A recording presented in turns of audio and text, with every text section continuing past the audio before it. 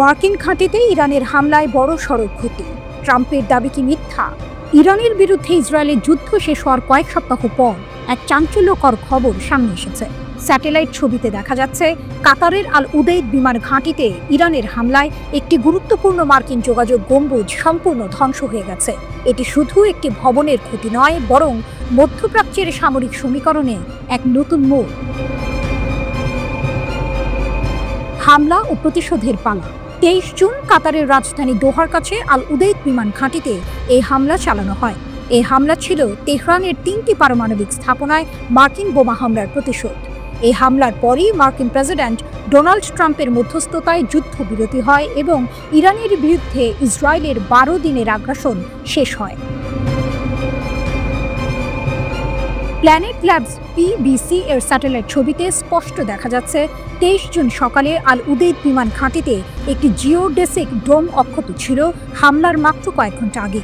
এই $15 মিলিয়ন অত্যাধুনিক enterprise terminal 2016 সালে স্থাপন করা হয়েছিল, যা ঘাঁটির নিরাপদ যোগাযোগের জন্য ব্যবহৃত হতো। কিন্তু 25 জুনের পরের ছবিগুলোতে সেই গম্বুজটি আর দেখা যাচ্ছে না। তার জায়গায় শুধু ধ্বংসাবশেষ।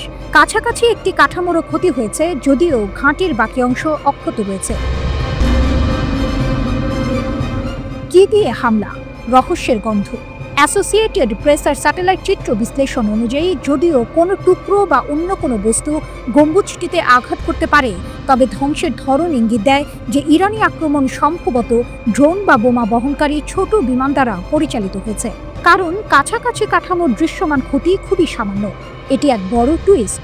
যদি ড্রোন দিয়ে এত বড় ক্ষতি করা যায়, তবে ইরানের সামরিক সক্ষমতা নিয়ে নতুন করে ভাবতে হবে। ট্রাম্পের দুর্বল প্রতিক্রিয়া এবং বাস্তবতা। যুক্তরাষ্ট্রের প্রেসিডেন্ট ট্রাম্প ইরানের এই আক্রমণকে খুব দুর্বল প্রতিক্রিয়া হিসেবে বর্ণনা করেছিলেন। তিনি দাবি করেন তেহরান 14টি ক্ষেপণাস্ত্র নিক্ষেপ করলেও তার মধ্যে 13টি আটকানো হয়েছে এবং একটি ইচ্ছাকৃতভাবে বাধা ছাড়াই যেতে দেওয়া হয়েছিল, কারণ সেটি অহুমকিপূর্ণ দিকে যাচ্ছিল। এমনকি তিনি ইরানকে ধন্যবাদও জানিয়েছিলেন আগে ভাগে জানানোর জন্য, যার ফলে কোনো প্রাণহানি হয়নি বলে তার দাবি। কিন্তু ট্রাম্পের এই দাবি বাস্তবতার সঙ্গে কতটা মেলে তা নিয়ে প্রশ্ন উঠছে। ইরানের পক্ষ থেকে নিশ্চিতকরণ। এদিকে এপির বিশ্লেষণকে সমর্থন করে ইরানের সর্বোচ্চ নেতা সাইয়েদ আলী খামেনির একজন উপদেষ্টা আহমদ আল মোলহোদা দাবি করেছেন যে এই আক্রমণে ঘাঁটির যোগাযোগ বিচ্ছিন্ন হয়ে গেছে। তিনি আরও বলেন, ঘাঁটির সমস্ত সরঞ্জাম সম্পূর্ণরূপে ধ্বংস হয়ে গেছে এবং এখন মার্কিন কমান্ড স্ট্রিম এবং আল উদেইদ ঘাঁটি থেকে তার অন্যান্য সামরিক ঘাঁটির সাথে সংযোগ সম্পূর্ণভাবে বিচ্ছিন্ন করা হয়েছে। আল মোলহোদার এই দাবি যদি সত্য হয়, তাহলে এটি যুক্তরাষ্ট্রের জন্য একটি বড় সামরিক এবং কৌশলগত পরাজয়। ট্রাম্পের দুর্বল প্রতিক্রিয়া দাবি কি তাহলে সম্পূর্ণ মিথ্যে ছিল? স্যাটেলাইট ছবি এবং ইরানের কর্মকর্তার দাবি মিলে গেলে এটি শুধু একটি ডোম ধ্বংসের ঘটনা নয়, বরং যুক্তরাষ্ট্রের সামরিক সক্ষমতা এবং মধ্যপ্রাচ্যে তাদের প্রভাব নিয়ে নতুন করে প্রশ্ন তুলবে।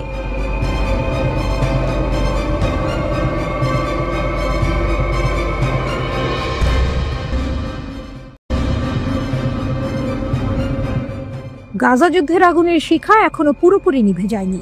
বিশ্ব যখন যুদ্ধের ভয়াবহতা কাটিয়ে ওঠার চেষ্টা করছে, তখনই এক নতুন খবর সবার নজর কেড়েছে। যুদ্ধবিরতির পরও ইরান কি চুপচাপ বসে আছে?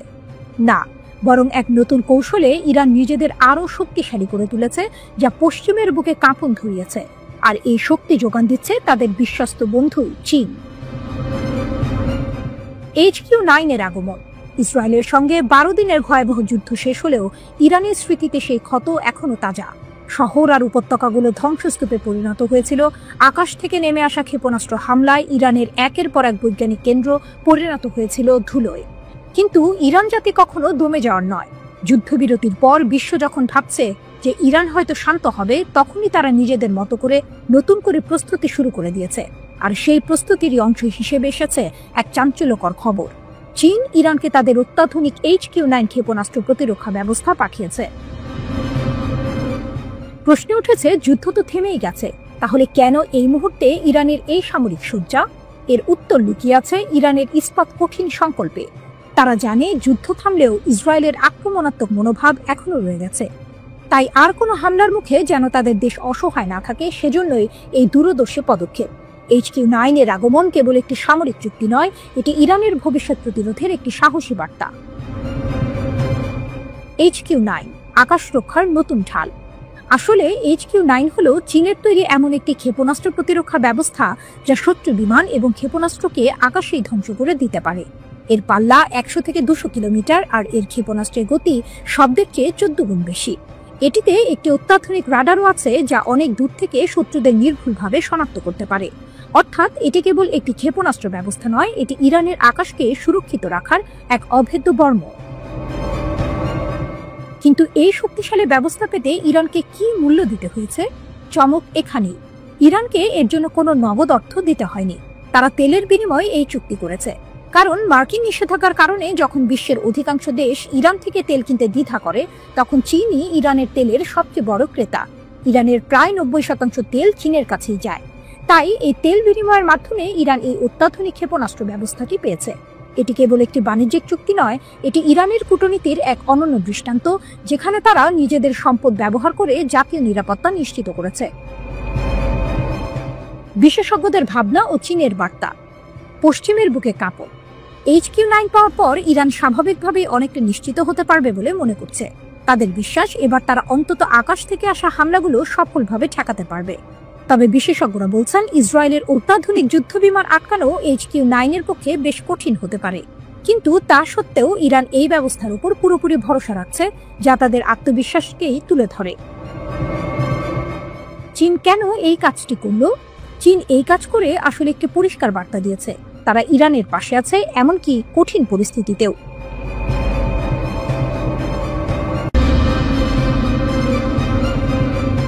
দুর্ভেদ্য ইসরায়েলের বর্মে ফাটল, অভ্যন্তরীণ অনুপ্রবেশে কি দায়ী? গত 13 জুন ইরান ও ইসরায়েলের মধ্যে শুরু হওয়া পাল্টাপাল্টি হামলার তীব্রতা যখন আকাশ ছুঁয়েছে, তখনই বিশ্বের সামনে উন্মোচিত হল এক বিস্ফোরক তথ্য। ইসরায়েলের তথাকথিত দুর্ভেদ্য আকাশ প্রতিরক্ষা ব্যবস্থা যে আসলে কতটা ভঙ্গুর তা প্রমাণ করে দিল একটি চাঞ্চল্যকর video. The sons of Ruhullah নামের এক সংগঠনের প্রকাশিত ভিডিওটি ইসরায়েলিদের রাতের ঘুম কেড়ে নিয়েছে এবং প্রশ্ন তুলেছে, ইসরায়েলের গর্ব আয়রন ডোম কি তাহলে ভেতর থেকেই দুর্বল হয়ে গেছে? 17 জুন ভোরে ইসরায়েলে যখন ইরানের 10ম দফার ক্ষেপণাস্ত্র ও ড্রোন হামলা চলছিল, তখনই ঘটে সেই অবিশ্বাস্য ঘটনা। তেল আবিবের মধ্যাঞ্চলে ইসরায়েলেরই একটি আত্মঘাতী ক্ষেপণাস্ত্র আঘাত হানে। প্রথম দিকে ইসরায়েলি সংবাদ মাধ্যমগুলো একে ক্ষেপণাস্ত্রের পথ বিশ্লেষণ সংক্রান্ত উপাত্তে ভুল বা সংকেতে বিঘ্ন ঘটা বলে চালিয়ে দিচ্ছিল। কিন্তু দ্য সন্স অফ রুহুল্লাহ এর ভিডিওটি প্রকাশের পর সব হিসেব বদলে গেল। ভিডিওতে দেখা যায় ইসরায়েলি প্রতিরক্ষা ব্যবস্থা নিয়ন্ত্রণ কক্ষের ভেতরকার দৃশ্য। স্ক্রিনগুলোতে ক্ষেপণাস্ত্র প্রতিহত করার নির্ধারিত লক্ষ্যপথ বদলে যেতে দেখা যাচ্ছে। সবচেয়ে চাঞ্চল্যকর দাবিটি করে দ্য সন্স অফ রুহুল্লাহর সদস্যরা। তারা ভিডিওতে সরাসরি বলেছেন, আমরা হামলার সময় নিয়ন্ত্রণ কক্ষে ছিলাম, ভেতর থেকেই ওই প্রতিরক্ষা ব্যবস্থা পরিচালনা করেছি। ওই আত্মঘাতী হামলাটি কোনো ভুল ছিল না, এটা আমাদের নেওয়া সিদ্ধান্ত ছিল। স্বাধীন বিশ্লেষকরা ভিডিওটির সত্যতা যাচাই করেছেন এবং এর ইন্টারফেসের নকশা, সরাসরি সম্প্রচারের ফুটেজ এবং কমান্ড লাইন ইসরায়েলের আসল প্রতিরক্ষা ব্যবস্থার সঙ্গে মিলে যাওয়ার কথা জানিয়েছেন। যদি এটি সত্যি হয়, তাহলে এটি হবে ইসরায়েলের সবচেয়ে সুরক্ষিত সামরিক স্থাপনায় এক বড় ধরনের অনুপ্রবেশের ঘটনা। আর এই অনুপ্রবেশের নায়ক হিসেবে পর্দার আড়ালে থেকে কাজ করেছে ইরান সমর্থিত শক্তি। এই ঘটনা শুধু এককভাবে একটি ভুল ছিল না, বরং বিশ্লেষকরা এখন ইসরায়েলের আকাশ প্রতিরক্ষা ব্যবস্থার পূর্ববর্তী ব্যর্থতার ঘটনাগুলো নতুন করে খতিয়ে দেখছেন। 2023 সালের মে মাসে গাজা থেকে ছোড়া 40টিরও বেশি রকেট ইসরায়েলের প্রতিরক্ষা ব্যবস্থাকে ফাঁকি দিয়ে ঢুকে পড়েছিল। এমনকি একটি ইসরায়েলের নিজেরই একটি প্রতিরক্ষা ক্ষেপণাস্ত্র তাদের এক বেসামরিক এলাকায় পড়েছিল, যেটিকে তখন নিশানা নির্ধারণে ভুল বলা হয়েছিল। এর 1 মাস পর 2023 সালের জুনে ইসরায়েলের অ্যারো ক্ষেপণাস্ত্র ব্যবস্থা ভুল করে নিজেদেরই একটি নজরদারি ড্রোনকে গুলি করে গোলান মালভূমিতে ফেলে দিয়েছিল। তখন বলা হয়েছিল, বন্ধু নাকি শত্রুর জিনিস তা শনাক্তের ক্ষেত্রে বিভ্রান্তি হয়েছে। নিরাপত্তা বিশ্লেষকদের মতে এসব ঘটনা হয়তো ইসরায়েলের প্রতিরক্ষা ব্যবস্থার ভেতরে দীর্ঘদিনের অনুপ্রবেশ বা অন্তর্ঘাতের চিত্রকেই ফুটিয়ে তুলছে। তারা এখন মনে করছেন একসময় যে আয়রন ডোম ইসরায়েলিদের গর্বের প্রতীক ছিল সেটিকে আসলে অনেক আগেই ভেতর থেকেই দুর্বল করে ফেলা হয়েছে। এই খবর ইসরায়েলিদের মধ্যে ব্যাপক উদ্বেগ তৈরি করেছে। তাদের আশঙ্কা তাদের প্রতিরক্ষা ব্যবস্থাকে তাদের নিজেদের মানুষের বিরুদ্ধেই ব্যবহার করা হতে পারে। এই অনুপ্রবেশের পেছনে কে বা কারা ছিল, কতদিন ধরে এই প্রতিরক্ষা ব্যবস্থাটি দুর্বল অবস্থায় আছে এবং এমন ঘটনা কি আবারও ঘটতে পারে, এই প্রশ্নগুলোর উত্তর এখনো মেলেনি। তবে একটি বিষয় স্পষ্ট, ইরান নীরবে ইসরায়েলের সবচেয়ে সুরক্ষিত দুর্গে আঘাত হেনেছে, যা তাদের প্রতিরক্ষা ব্যবস্থার নির্ভরযোগ্যতা নিয়ে গুরুতর প্রশ্ন তুলেছে। একসময় যে আয়রন ডোম ইসরায়েলিদের অবিচল ভরসার প্রতীক ছিল, এখন পর্যবেক্ষকদের অনেকেই আর সেটিকে সেই চোখে দেখছেন না।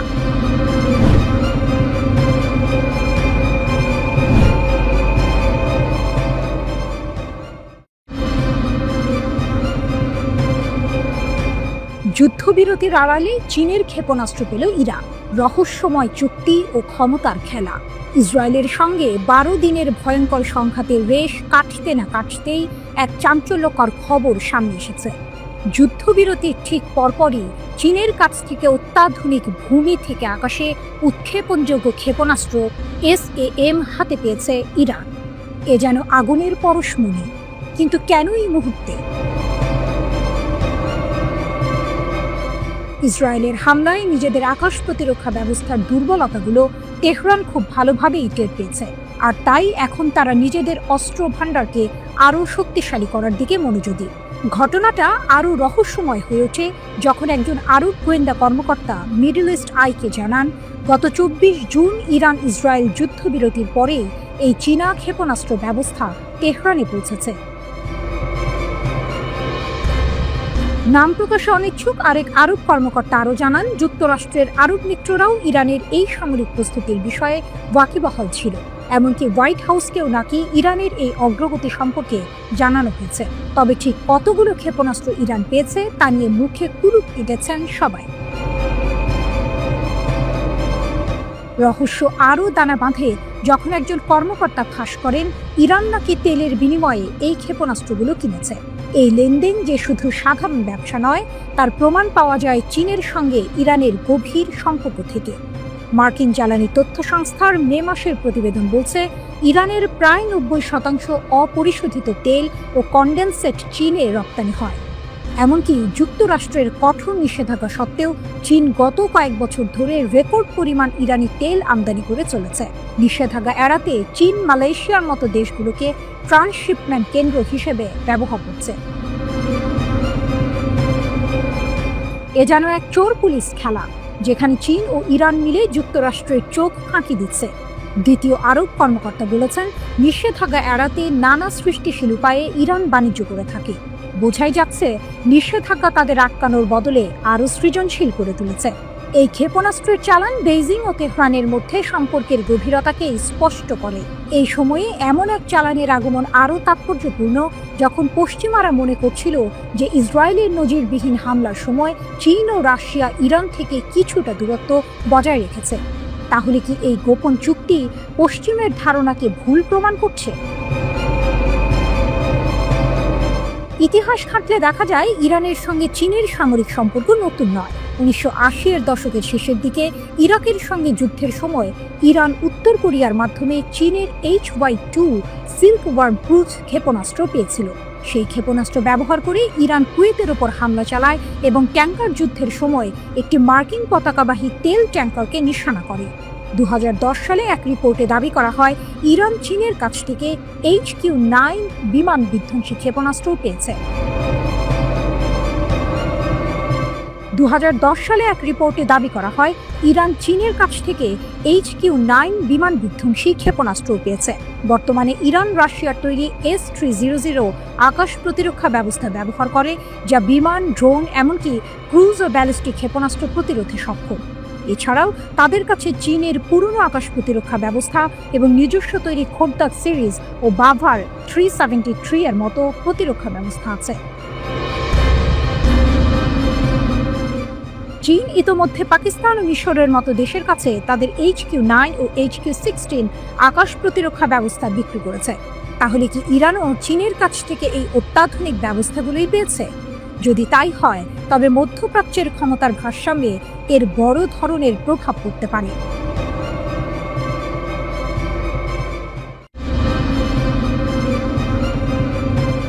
ইসরায়েল যুদ্ধ চাইছে আর ইরান আছে পূর্ণ প্রস্তুতিতে। ইরানের সংবাদ মাধ্যম প্রেস টিভি এমনই চাঞ্চল্যকর তথ্য জানিয়েছে, যেখানে বলা হয়েছে ইসরায়েলি সরকার যুদ্ধের দিকে এগোচ্ছে এবং মার্কিন প্রেসিডেন্ট ডোনাল্ড ট্রাম্পও তাতে সায় দিচ্ছে।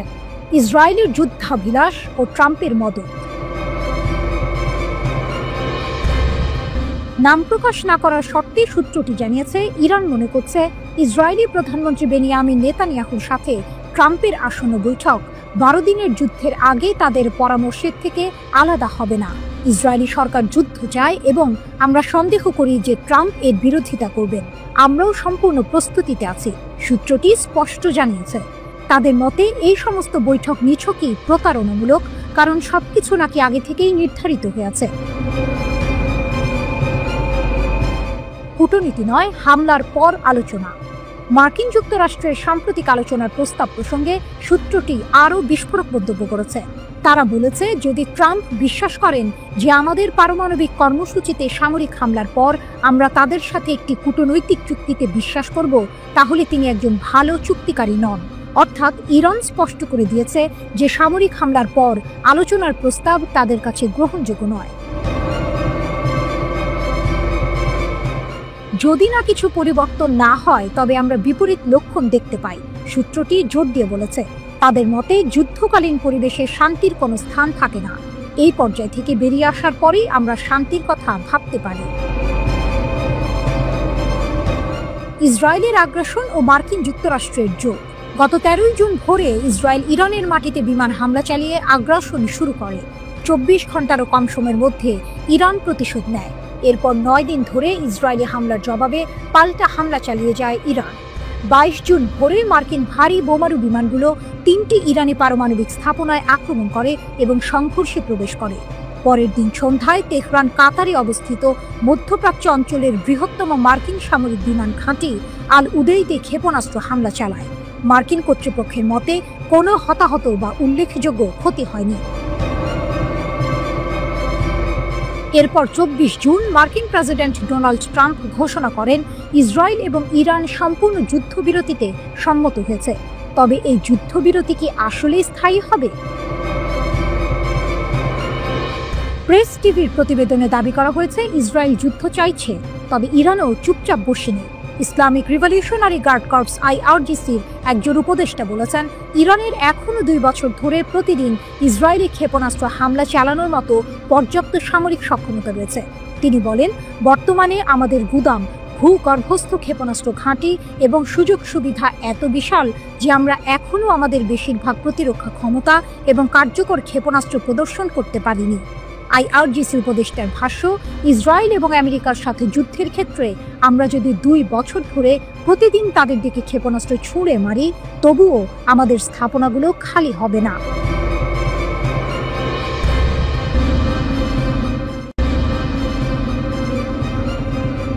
একদিকেই সর্বনাশ, ইরান যেভাবে ইসরায়েলিদের জালে ফাঁসালো, একটা বেনামি মেসেজ, একটা টেলিগ্রাম লিঙ্ক আর লোভনীয় অর্থের হাতছানি, এভাবেই ইরান ইসরায়েলের মাটিতে তাদের গুপ্তচর বৃত্তির জাল বিছিয়েছিল।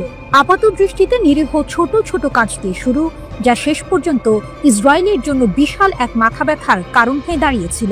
কিন্তু আসল চমকটা লুকিয়ে ছিল অন্য কোথাও।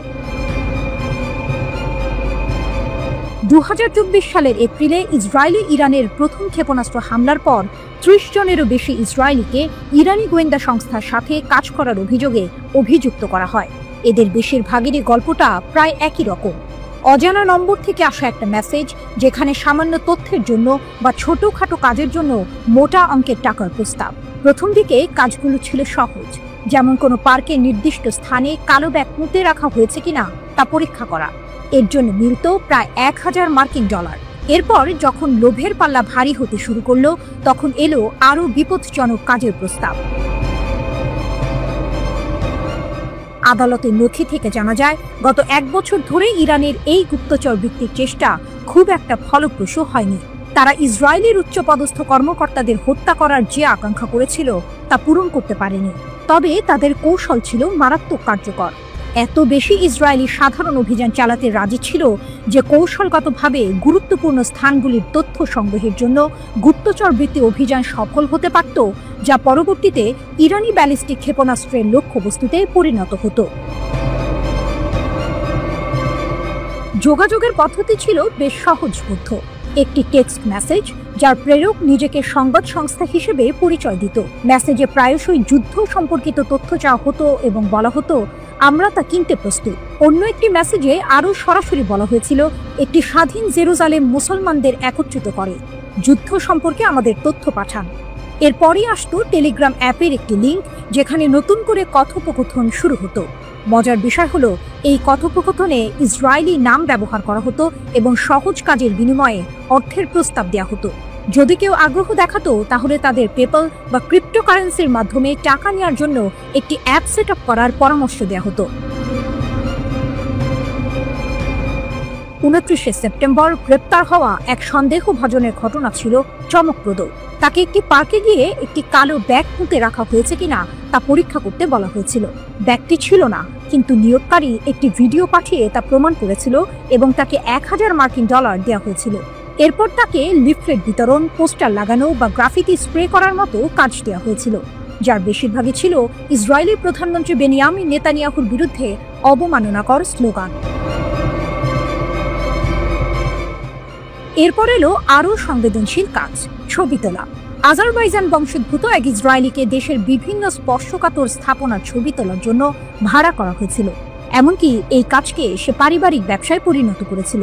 সে তার আত্মীয়দের হাইফা বন্দরের সুবিধাগুলোর ছবি তুলতে সাহায্য করেছিল, যা পরে ইরানি ক্ষেপণাস্ত্রের আঘাতে ক্ষতিগ্রস্ত হয়।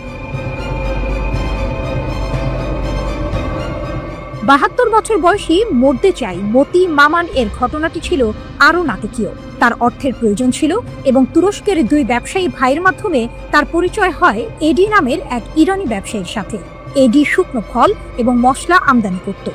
মামানকে সাইপ্রাস হয়ে সামান্দাগে উড়ে যেতে বলা হয়। এরপর তাকে তুরস্কের ইউকসেকোভা শহরে নিয়ে যাওয়া হয়, যেখানে সে একটি হোটেলে ছিল। এডি মামানকে জানায় যে ইসরায়েলিদের ইরানে পাচার করার একটি উপায় আছে। মামান রাজি হয় এবং একটি ট্রাকে লুকিয়ে ইরানে প্রবেশ করে। সেখানে এডি এবং একজন দ্বিতীয় ইরানি কর্মকর্তা মামানের সাথে একটি বিলাসবহুল হোটেলে দেখা করে এবং 3টি কাজের জন্য তাকে $1000 প্রস্তাব দেয়। ইসরায়েলের নির্দিষ্ট স্থানে টাকা বা বন্দুক রেখে আসা, জনাকীর্ণ স্থানের ছবি তোলা এবং অন্যান্য এজেন্টদের হুমকি দেয়া, যারা শত্রুতাপূর্ণ মিশন পরিচালনার জন্য ইরান থেকে তহবিল পেয়েছিল, কিন্তু আসলে তাদের মিশন সম্পাদন করেনি।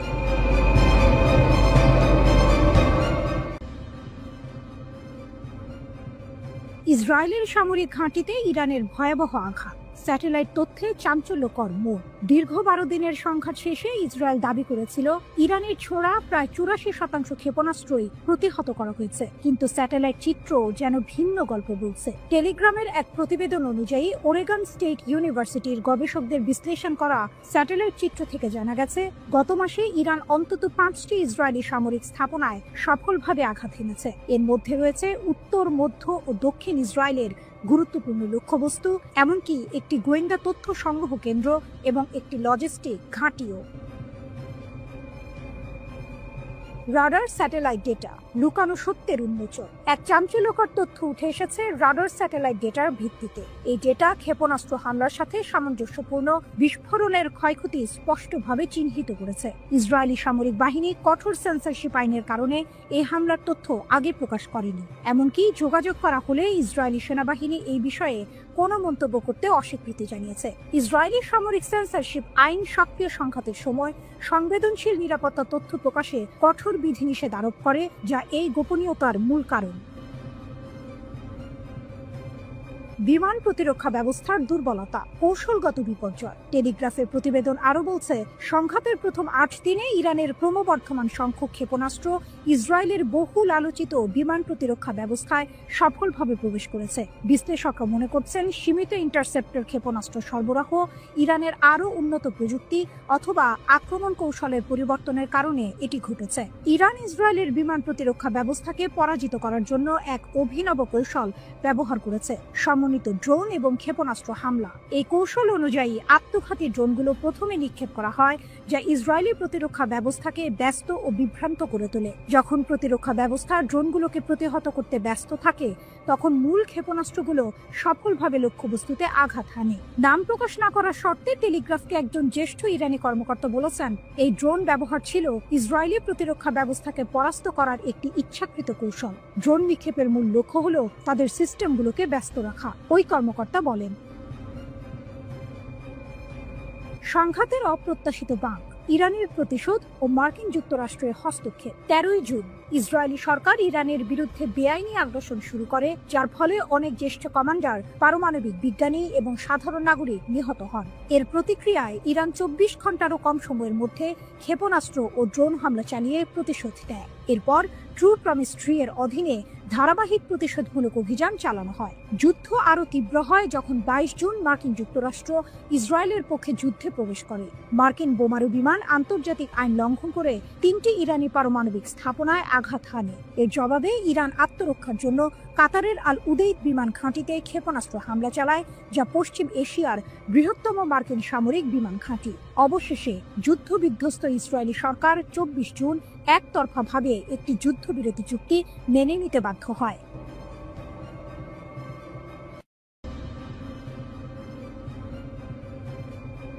ভয়ঙ্কর এক সংবাদের শিরোনাম, কিন্তু তার ভেতরের কথা আরো গভীর। ইরান বলছে তারা এখনো কোনো ক্ষেপণাস্ত্রের শহরের দরজা খোলেনি। এর মানে কি? এর মানে হলো তাদের আসল আঘাত করার ক্ষমতা এখনো অব্যবহৃত। ইরানের নীরব সংকেত যে হামলা এখনো হয়নি। ইরান বরাবরই বলে আসছে তাদের সশস্ত্র বাহিনীর প্রতিটি পদক্ষেপ সুদূর প্রসারী পরিকল্পনার অংশ, তাৎক্ষণিক প্রতিশোধ নয়। যখন ইসরায়েলি দখলদারিত্ব যুদ্ধের শেষ দিনে ইরানের নিরাপত্তা কেন্দ্রগুলোতে হামলা চালায়, তখন বিশ্ব অবাক হয়েছিল ইরানের শান্ত প্রতিক্রিয়ায়। কিন্তু ইরানের এই আপাত নীরবতার পেছনে লুকিয়ে আছে এক গভীর কৌশল। ফজলির কথা স্পষ্ট, পারমাণবিক অস্ত্রের ক্ষেত্রে ইরানের প্রযুক্তিগত জ্ঞান রয়েছে, কিন্তু তাদের আদর্শিক নীতি এর ব্যবহার বা তৈরির বিপক্ষে। এই কথাগুলো আপাত দৃষ্টিতে শান্তি এবং সংযমের বার্তা দিলেও এর ভেতরের টুইস্ট হলো, প্রযুক্তিগত জ্ঞান আছে মানে হলো তারা চাইলে তা করতে সক্ষম। এটি ইসরায়েল এবং পশ্চিমা দেশগুলোর জন্য এক শীতল সতর্কবার্তা। ইউরেনিয়াম সমৃদ্ধকরণ আপোষ নিয়ে ইরানের উপপররাষ্ট্রমন্ত্রী মাজিদ তখত রাভাঞ্চি জোর দিয়ে বলেছেন, মার্কিন ইসরায়েলি হামলা সত্ত্বেও ইরান তার পারমাণবিক কর্মসূচিতে অটল। তারা জাতীয় চাহিদা অনুযায়ী ইউরেনিয়াম সমৃদ্ধকরণ চালিয়ে যাবে। এর অর্থ আমেরিকা বা ইসরায়েলের কোনো হুমকি ইরানকে তার পথ থেকে সরাতে পারছে না। এটি কেবল একটি বিবৃতি নয়, এটি এক ধরনের চ্যালেঞ্জ। তখত রাভাঞ্চি বলেছেন, ইরান সংলাপের জন্য উন্মুক্ত, কিন্তু এখানেও আছে একটি বড় শর্ত। ভবিষ্যতের আলোচনার জন্য আমেরিকার পক্ষ থেকে বিশ্বাসযোগ্য গ্যারান্টি প্রয়োজন। ইরান চায় আমেরিকা তাদের বোঝাক যে আলোচনার সময় তারা সামরিক শক্তি ব্যবহার করবে না। এটি ইরানের পক্ষ থেকে একটি কড়া বার্তা। যদি আমেরিকা ইরানের বিশ্বাস অর্জন করতে না পারে, তাহলে আলোচনার কোনো সম্ভাবনাই নেই। এই শর্তটি অত্যন্ত গুরুত্বপূর্ণ, কারণ এটি স্পষ্ট করে দিচ্ছে যে ইরান শুধুমাত্র কথার কথা নয়, কাজের প্রমাণ চাইছে। আসল টুইস্ট হলো, ইরান যখন বলছে তারা এখনো কোনো ক্ষেপণাস্ত্র শহরের দরজা খোলেনি, তার মানে হলো তাদের প্রকৃত সামরিক সক্ষমতা এখনো অব্যবহৃত। তারা তাৎক্ষণিক প্রতিক্রিয়া দেখাচ্ছে না, কারণ তাদের পরিকল্পনা দীর্ঘমেয়াদী। তারা হয়তো এমন একদিনের জন্য অপেক্ষা করছে যখন তাদের আঘাত হবে অপ্রতিরোধ্য। পারমাণবিক অস্ত্রের প্রযুক্তিগত জ্ঞান থাকা সত্ত্বেও তা ব্যবহার না করার কথা বলা, কিন্তু ইউরেনিয়াম সমৃদ্ধকরণ চালিয়ে যাওয়া, এই দুয়ের মধ্যে একটি সূক্ষ্ম টানাপোড়েন রয়েছে। ইরান হয়তো বোঝাতে চাইছে যে তাদের ক্ষমতা আছে, কিন্তু তারা তা সংযত রাখছে। এই সংযমই তাদের সবচেয়ে বড় কৌশলগত অস্ত্র। তারা সংলাপের জন্য উন্মুক্ত, কিন্তু শর্ত দিচ্ছে আমেরিকার বিশ্বাসযোগ্যতার উপর। এর মানে ইরান দুর্বল নয়, বরং তারা চাইছে শক্তিশালী অবস্থানের ভিত্তিতে আলোচনা করতে। আগামী দিনে এই পরিস্থিতি কোন দিকে মোড় নেয় তা দেখার জন্য বিশ্ব অধীর আগ্রহে অপেক্ষা করছে। ইরান বলছে ইসরায়েলের সাথে যুদ্ধে ব্যবহৃত ক্ষেপণাস্ত্র শক্তির মাত্র 1/4। ব্রিগেডিয়ার জেনারেল আলী ফজলি দাবি করেছেন, সেজ্জিল ক্ষেপণাস্ত্র ইসরায়েলকে অবাক করে দিয়েছিল। তিনি জানিয়েছেন, ইরান বছরের পর বছর ধরে শত্রুর সাথে যে কোনো সম্ভাব্য সংঘর্ষের জন্য প্রস্তুতি নিচ্ছে।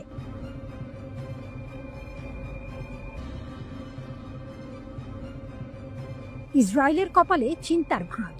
ইরান নাকি এবার ধ্বংসাত্মক আর অভূতপূর্ব জবাব দেবে। ইরানের নতুন হুঁশিয়ারি। ইসরায়েলের কপালে কি আছে? মধ্যপ্রাচ্যের রাজনীতিতে আবারও উত্তাপ ছড়িয়েছে। ইরানের শীর্ষ সামরিক কর্মকর্তারা ইসরায়েলের বিরুদ্ধে কড়া হুঁশিয়ারি দিয়েছেন। ভবিষ্যতে কোনো আগ্রাসন চালালে ইরান নাকি জোরালোভাবে লড়াই করবে। তাদের কথা শুনে মনে হচ্ছে এবার পরিস্থিতি আরও গুরুতর হতে চলেছে। ইরানের শীর্ষ সামরিক কমান্ডার মেজর জেনারেল আমির হাতামি জোর দিয়ে বলেছেন যে ইরানের সেনাবাহিনী যে কোনো আগ্রাসনের বিরুদ্ধে কঠিন লড়াই করবে এবং নিজেদের সার্বভৌমত্ব রক্ষা করবে। তিনি গর্ব করে বলেছেন, ইসরায়েলি আগ্রাসনের বিরুদ্ধে ইরানের বিমান প্রতিরক্ষা সফলভাবে প্রতিরোধ করেছে। এমনকি তিনি দাবি করেছেন, ইরানি জনগণ এবং সশস্ত্র বাহিনী আক্রমণের মুখে ঐক্যবদ্ধ ছিল এবং তাদের লক্ষ্য থেকে কখনো পিছপা হয়নি। এই দাবি যদি সত্যি হয়, তাহলে ইসরায়েলের জন্য এটা একটা বড় দুশ্চিন্তার কারণ হতে পারে।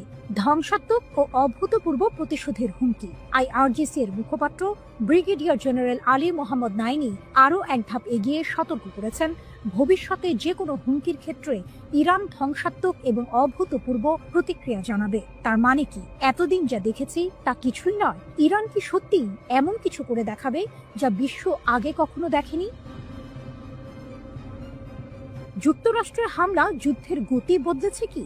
এদিকে ইরানে যুক্তরাষ্ট্র ও ইসরায়েলের যৌথ আগ্রাসনের বহু মাত্রিকতা বিশ্লেষণে রুশ একাডেমি অফ সায়েন্সের ইনস্টিটিউট অব ওরিয়েন্টাল স্টাডিজের গবেষক লানা রাওয়ান্দি ফাদাই বার্তা সংস্থা মেহেরের সঙ্গে বিস্তারিত কথা বলেছেন। রুশ বিশ্লেষকের মতে, পারমাণবিক স্থাপনায় মার্কিন হামলা ছিল মূলত সাজানো নাটক। পশ্চিমা মিডিয়ায় তা রীতিমতো ন্যায়কোচিতভাবে স্থাপিত হয়, তবে বাস্তবে এর সামরিক রাজনৈতিক প্রভাব তেমন ছিল না। এটি ছিল হয়তো একটি থিয়েট্রিক্যাল গ্র্যান্ড ফিনালে, যা সংঘাত গরম হয়ে ওঠার আগে একটি সুন্দর সমাপ্তি এনে দেয়।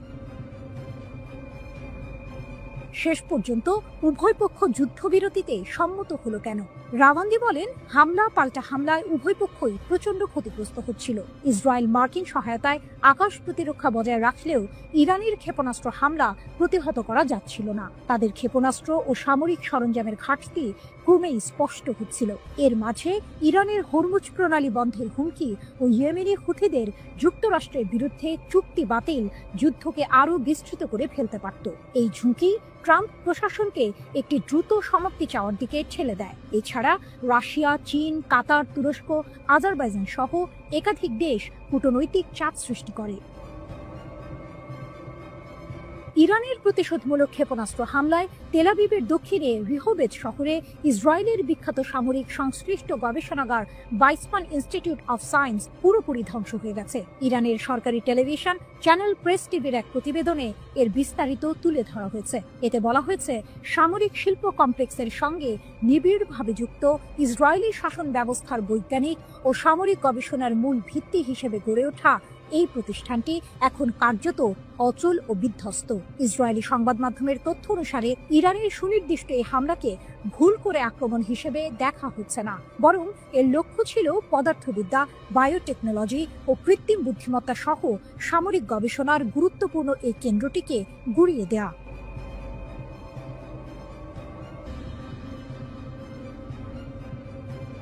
গরম খবর, আবারও উত্তপ্ত মধ্যপ্রাচ্য।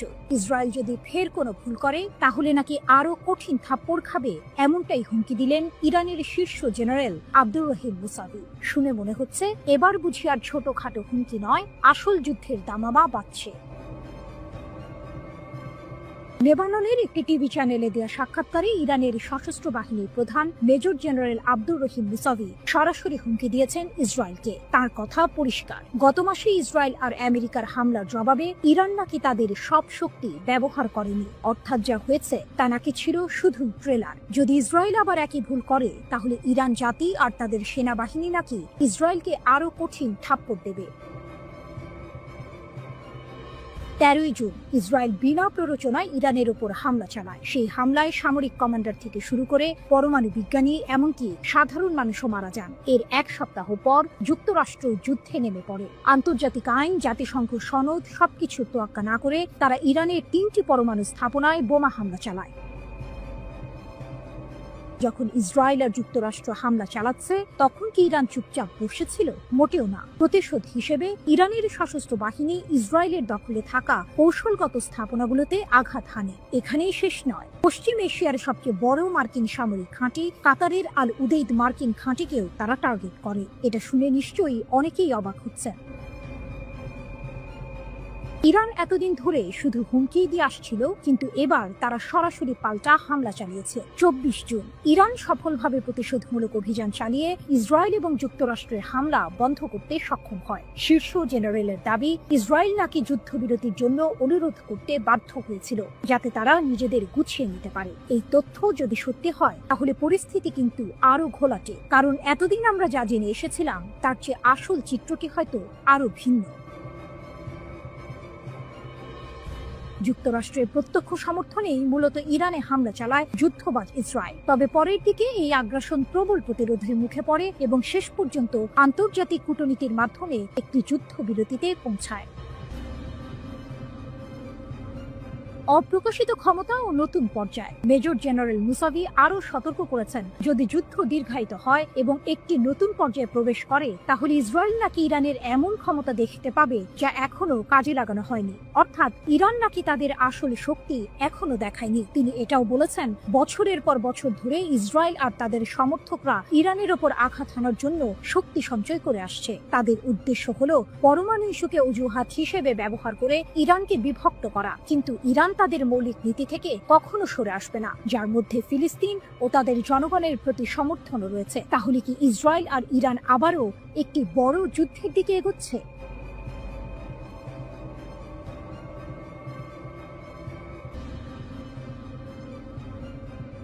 ইরান স্পষ্ট জানিয়ে দিয়েছে, ইসরায়েলের সঙ্গে তাদের পরবর্তী সংঘাত হবে চূড়ান্ত সংঘর্ষ।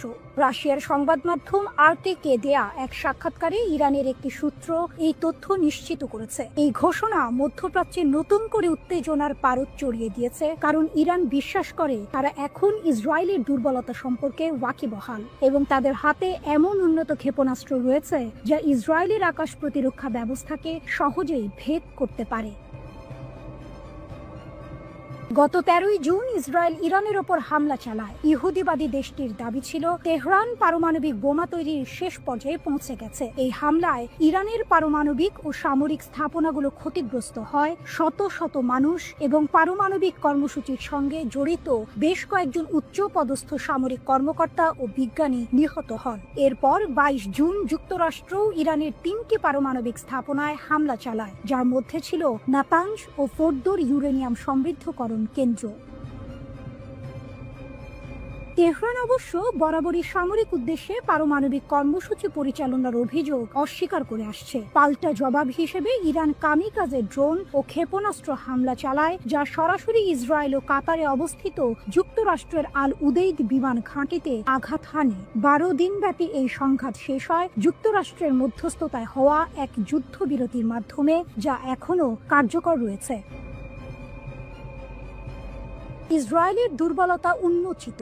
আরটিকে দেওয়া মন্তব্যে তেহরানের সূত্রটি জানায়, সাম্প্রতিক উত্তেজনার সময় ইরান ইসরায়েলি শাসনের দুর্বলতা শনাক্ত করতে পেরেছে। এটি একটি চাঞ্চল্যকর দাবি যা ইসরায়েলের প্রতিরক্ষা সক্ষমতা নিয়ে প্রশ্ন তুলেছে। সূত্রটি আরও দাবি করে যে ইরানের কাছে এখনো নতুন প্রজন্মের হাজার হাজার ক্ষেপণাস্ত্র রয়েছে এবং যুদ্ধ শুরু হলে প্রতিদিন অন্তত কয়েকশো ক্ষেপণাস্ত্র ইসরায়েলের দিকে ছোঁড়া হবে।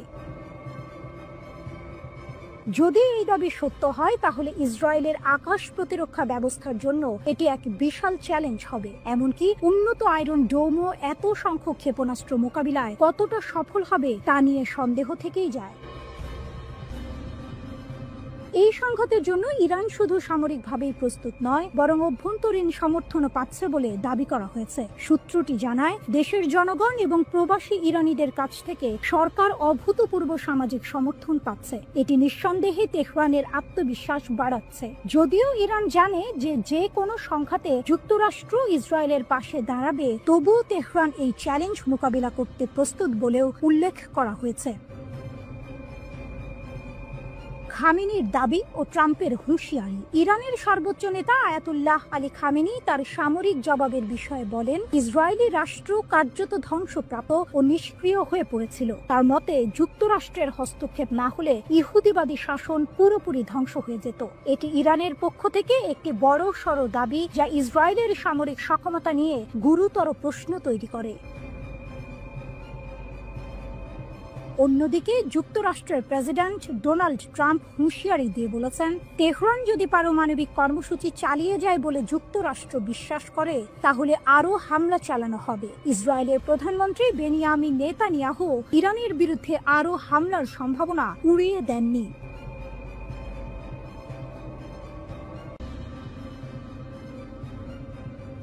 মোসাদ এজেন্টদের জালে ইরান, বিপুল অস্ত্র সহ গ্রেপ্তার 50। মাত্র 2 সপ্তাহে ইরান 50 জন মোসাদ এজেন্টকে গ্রেপ্তার করে বিশ্বকে চমকে দিয়েছে। ইরানের Islamic revolutionary guard corps IRGC দক্ষিণ পূর্বাঞ্চলীয় সিস্তান ও বালুচেস্তান প্রদেশে এই এজেন্টদের আটক করেছে। শুধু তাই নয়, তাদের কাছ থেকে মার্কিন তৈরি অত্যাধুনিক অস্ত্রশস্ত্র ও সামরিক সরঞ্জাম জব্দ করা হয়েছে। IRGC জানিয়েছে, এই এজেন্টরা ইরানের গুরুত্বপূর্ণ অবকাঠামো এবং অর্থনৈতিক কেন্দ্রগুলোতে নাশকতামূলক কর্মকাণ্ড চালানোর পরিকল্পনা করছিল। অস্ত্র পাচারের বিশাল চেষ্টা ব্যর্থ, 22,000 গুলিসহ আটক 3। এই ঘটনার পাশাপাশি ইরানের পশ্চিম লোরেস্তান প্রদেশের পুলিশ সামরিক গোলা বারুদের একটি বিশাল পাচার চক্র ভেঙে দিয়েছে। পোল-ই-দোখতার শহরে একটি অভিযানে 22,000-এরও বেশি কালাশনিকভ গুলি জব্দ করা হয়েছে এবং 3 জন সন্দেহভাজনকে গ্রেপ্তার করা হয়েছে। লোরেস্তানের পুলিশ প্রধান ব্রিগেডিয়ার জেনারেল ইয়াহিয়া এলাহি জানিয়েছেন, পুলিশ গোয়েন্দা ইউনিটগুলো একটি মহাসড়কে 2টি গাড়ির সন্দেহজনক কার্যকলাপ লক্ষ্য করে এই অভিযান শুরু করে। পাচারকারীরা পালিয়ে যাওয়ার চেষ্টা করলেও পুলিশ গুলি চালিয়ে তাদের গাড়ি নিষ্ক্রিয় করে এবং সফলভাবে তাদের আটক করে। ধারণা করা হচ্ছে, এই গোলাবারুদ ইরানের পশ্চিমাঞ্চল থেকে লোড করে দেশের দক্ষিণাঞ্চলে পাচারের উদ্দেশ্যে ছিল, যা একটি বৃহত্তর অস্ত্র পাচার নেটওয়ার্কের অংশ। ইসরায়েলের ষড়যন্ত্র নসরাত, অভ্যন্তরীণ নিরাপত্তা জোরদার। 13 জুন ইরানে ইসরায়েলি হামলার পর থেকে ইরান তাদের অভ্যন্তরীণ নিরাপত্তা জোরদার করেছে এবং বিভিন্ন প্রদেশে গুপ্তচরদের বিরুদ্ধে কঠোর ব্যবস্থা নিচ্ছে। ইরানের বিচার বিভাগের মুখপাত্র আসগর জাহাঙ্গীর ঘোষণা করেছেন, ইসরায়েলি শত্রু ভাবাপন্ন কর্মী এবং গুপ্তচরদের একটি নেটওয়ার্কের মাধ্যমে ইরানের অভ্যন্তরীণ নিরাপত্তাকে ক্ষতিগ্রস্ত করার চেষ্টা করছিল। তাদের লক্ষ্য ছিল সামরিক হামলার পাশাপাশি দেশে বিশৃঙ্খলা ও নাশকতামূলক কর্মকাণ্ড চালানো। জাহাঙ্গীর দৃঢ়তার সাথে বলেছেন যে বিচার বিভাগীয় এবং নিরাপত্তা সংস্থাগুলোর সিদ্ধান্তমূলক পদক্ষেপের কারণে এই সমস্ত ষড়যন্ত্র ব্যর্থ করা হয়েছে। তিনি আরও জানান, বিশ্বাসঘাতকদের বিচার করতে এবং ইসরায়েলের সাথে যুক্ত ভার্চুয়াল অ্যাকাউন্টগুলো ট্র্যাক করার জন্য প্রদেশগুলোতে বিশেষ বিচার বিভাগীয় শাখা খোলা হয়েছে। 12 দিন ধরে চলা সংঘাতে শত শত যুদ্ধ বিমান, সশস্ত্র ড্রোন ও ক্ষেপণাস্ত্র ব্যবহার করে ইরানে হামলা চালিয়েছে ইসরায়েলি সেনাবাহিনী। তবে এই সংঘাতে ইসরায়েলকে সবচেয়ে বেশি সাফল্য এনে দিয়েছে অভিনব একটি কৌশল, আর তা হল গোপনে ইরানের অভ্যন্তরে ঢুকে সেখান থেকে বিভিন্ন অভিযান পরিচালনা করা। ইসরায়েলিদের ভাষ্য অনুযায়ী বছরের পর বছর ধরে প্রস্তুতির পর তাদের গুপ্তচরেরা ইরানের ভেতরে ড্রোন তৈরির ছোট ছোট কারখানা বা উৎপাদন ব্যবস্থা তৈরি করতে সক্ষম হয়েছিলেন বলে মনে করা হচ্ছে। গত 13 জুন ইসরায়েলের অপারেশন রাইজিং লাইনের পর ইরান মোসাদ এজেন্টদের গ্রেপ্তার অভিযান জোরদার করেছে। হামলার পর ইসরায়েলি কর্মকর্তারা জানিয়েছিলেন, ইসরায়েলি গোয়েন্দা সংস্থার ইরানি এজেন্টরা চোরাচালানের মাধ্যমে ইরানের ভেতরে অস্ত্র নিয়ে এসেছিল। ইরানের ভেতরেই গড়ে তোলা হয়েছিল অভিযান পরিচালনার ঘাঁটি।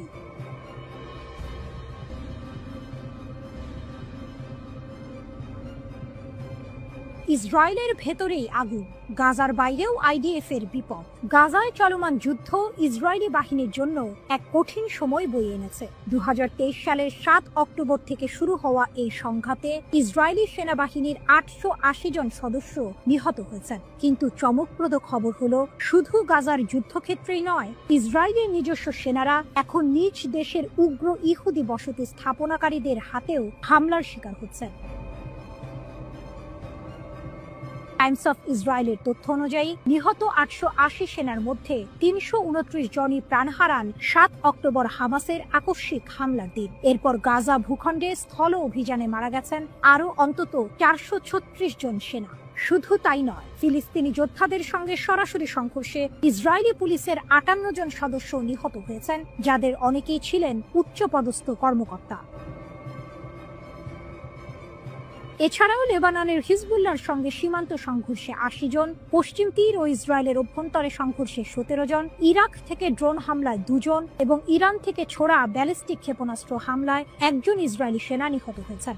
যুদ্ধক্ষেত্রের বাইরেও রয়েছে হতাহতের ঘটনা। পশ্চিম তীরের গুলিতে 1 জন, লেবানন সীমান্তে গোলা বারুদ বিস্ফোরণে 1 জন এবং উত্তর ইসরায়েলের ট্যাঙ্ক দুর্ঘটনায় 2 জন সেনা মারা গেছেন। এই পরিসংখ্যান একদিকে যেমন ইসরায়েলি সামরিক বাহিনীর ক্ষয়ক্ষতি নির্দেশ করছে, তেমনি অন্যদিকে ফিলিস্তিনিদের ওপর ইসরায়েলের নৃশংসতাও ফুটে উঠেছে। যেখানে ইসরায়েল ফিলিস্তিনিদের বিরুদ্ধে যুদ্ধ করছে, সেখানে নিজ দেশের উগ্র ইহুদি বসতি স্থাপনাকারীদের হাতেই আক্রান্ত হচ্ছে তাদের সামরিক বাহিনী। এটা এক অবিশ্বাস্য ঘটনা, যা ইসরায়েলের অভ্যন্তরীণ বিভেদ ও অস্থিরতাকে সামনে নিয়ে এসেছে। ঘটনাটি ঘটেছে পশ্চিম তীরের রামাল্লার কাছে কাফর মালিক এলাকায়। 30 জুন রাতে প্রায় 100 জন ইহুদি বসতি স্থাপনাকারী ইসরায়েলি সেনাদের একটি সামরিক ছাউনিতে হামলা চালায় এবং তাতে আগুন ধরিয়ে দেয়। ইসরায়েলি প্রতিরক্ষা বাহিনী আইডিএফ জানিয়েছে, আগুন লাগানোর ফলে ছাউনির ভেতরে থাকা নিরাপত্তা সংক্রান্ত অত্যাধুনিক যন্ত্রপাতি সম্পূর্ণভাবে নষ্ট হয়ে গেছে এবং সেগুলো আর ব্যবহারের উপযোগী নয়। আইডিএফ এই ঘটনাকে অত্যন্ত নেক্কারজনক আখ্যা দিয়েছে। এর পেছনের কারণ আরো চাঞ্চল্যকর। কাফর মালিকের কৃষি জমিতে একদল সশস্ত্র ইহুদি বসতি স্থাপনাকারী ফিলিস্তিনি কৃষকদের জোরপূর্বক মাঠ থেকে বের করে দেওয়ার চেষ্টা করছিল। যখন ইসরায়েলি সেনারা ঘটনাস্থলে পৌঁছে উত্তেজনা প্রশমের চেষ্টা করে, তখন বসতি স্থাপনাকারীরা সেনাদের সঙ্গে বাগবিতণ্ডা ও হাতাহাতিতে জড়িয়ে পড়ে। এর জের ধরেই সেনাদের ওপর হামলার অভিযোগে 6 জন বসতি স্থাপনাকারীকে গ্রেপ্তার করা হয়েছিল। এই গ্রেপ্তারের প্রতিশোধ নিতেই ছাউনিতে হামলা চালানো হয়। আইডিএফ এই ঘটনাকে অত্যন্ত দুঃখজনক ও লজ্জাজনক বলে উল্লেখ করে হুঁশিয়ারি দিয়েছেন যে তারা কোনো দাঙ্গাকারীর প্রতি নমনীয়তা দেখাবে না এবং আইন শৃঙ্খলা বজায় রাখতে সব ধরনের পদক্ষেপ গ্রহণ করবে। এই ঘটনাগুলো থেকে বোঝা যায়, ইসরায়েল নিজের ভেতরের বিভেদ এবং উগ্রবাদেরও শিকার হচ্ছে। গাজার যুদ্ধ তাদের জন্য যেমন বাইরের চ্যালেঞ্জ, তেমনি এই সামরিক ছাউনিতে আগুন দেওয়ার ঘটনা তাদের অভ্যন্তরীণ নিরাপত্তাকেও হুমকির মুখে ফেলেছে। ইসরায়েলের ভবিষ্যৎ তাহলে কোন দিকে যাচ্ছে?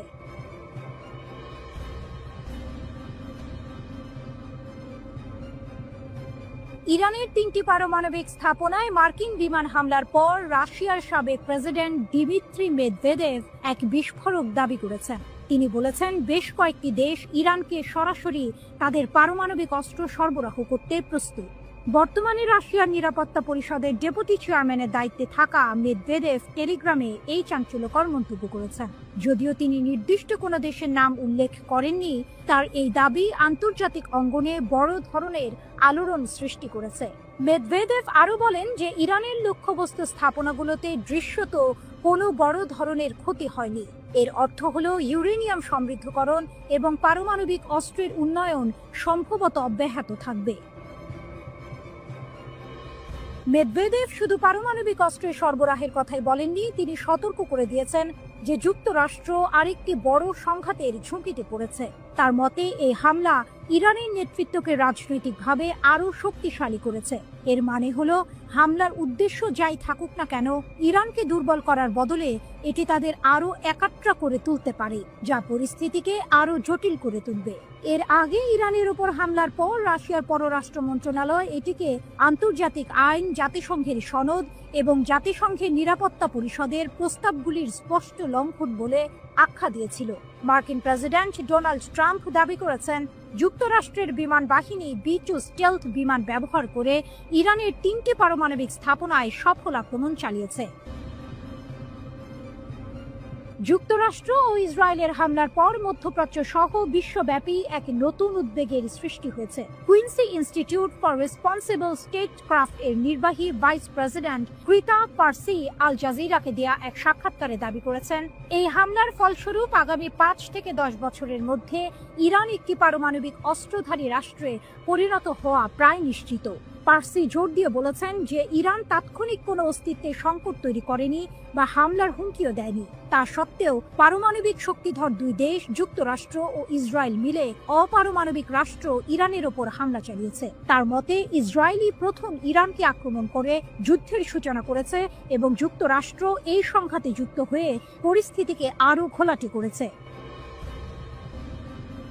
ক্রিতা পার্সি আরও সতর্ক করে দিয়েছেন যে এই হামলার প্রভাব কেবল মধ্যপ্রাচ্যে সীমাবদ্ধ থাকবে না, এর ফলে বিশ্বব্যাপী নিরাপত্তা উদ্বেগ বাড়বে। তিনি মনে করেন অনেক রাষ্ট্রই এখন ভাবতে শুরু করবে যে নিজেদের সুরক্ষিত রাখতে হলে পারমাণবিক অস্ত্র ছাড়া তাদের আর কোনো উপায় নেই। পার্সি ভবিষ্যৎবাণী করেছেন বিশ্বের বিভিন্ন অঞ্চলে পারমাণবিক অস্ত্র বিস্তারের হার বাড়বে, বিশেষ করে ইরান আগামী 5 থেকে 10 বছরের মধ্যে পারমাণবিক শক্তিধর রাষ্ট্রে পরিণত হওয়া প্রায় অবশ্যম্ভাবী হয়ে পড়েছে। ইরানের 3টি পারমাণবিক স্থাপনায় মার্কিন যুক্তরাষ্ট্রের হামলার পর 22 জুন সকালে ইসরায়েলের তেল আবিব, হাইফা, কার্মেল সহ উত্তর ইসরায়েলের বিভিন্ন শহরের 10টি লক্ষ্যবস্তুতে সফলভাবে ক্ষেপণাস্ত্র হামলা চালিয়েছে তেহরান।